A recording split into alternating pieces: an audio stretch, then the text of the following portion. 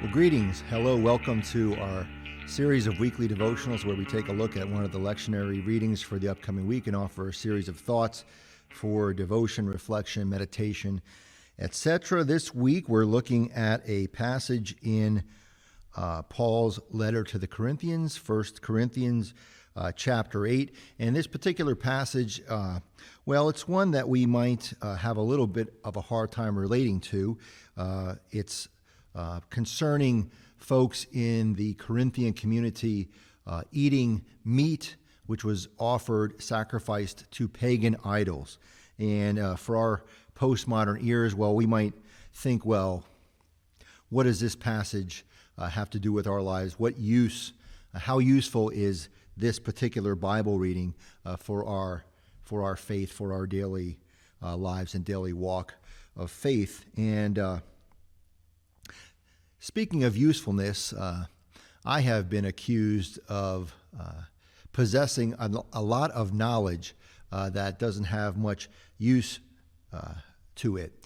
I enjoy trivia, watching Jeopardy. I like to learn random facts, but honestly, most of the things that I know, most of the knowledge I possess, it's true, doesn't have much use in day-to-day living. I don't know how to replace the staples in my stapler, but I can tell you the colors of the flag of Nigeria. So that's a kind of a evidence of the type of knowledge that I possess. And I think it's good to learn things, whether they're useful or not, but I think it is also true that the striving for knowledge can be a cause for competition. I know that in my life, my brother and I always kind of would compete with one another to see who the smartest one was, to see who had the most knowledge. We would compare grades and SAT scores and other types of academic achievements to kind of compete with one another. And we can do the same sort of thing in church. I know lots of folks who feel sort of inferior because they don't have enough Bible knowledge. And I remember early on in my ministry, I was serving as a part-time pastor, and I was in a Bible study, and some woman started talking about a story in the scriptures that included a talking donkey named Balthazar. And she said, what book of the Bible is that in, Pastor Bob? And I was terrified because, of course, I didn't know.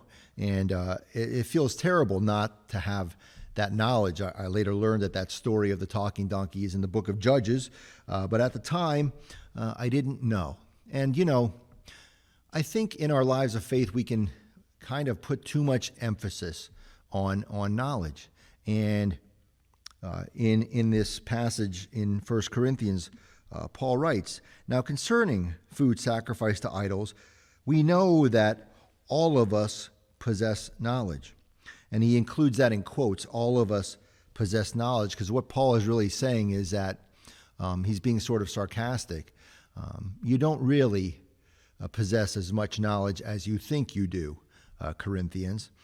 And what Paul gets to then next is this: knowledge puffs up, but love builds up.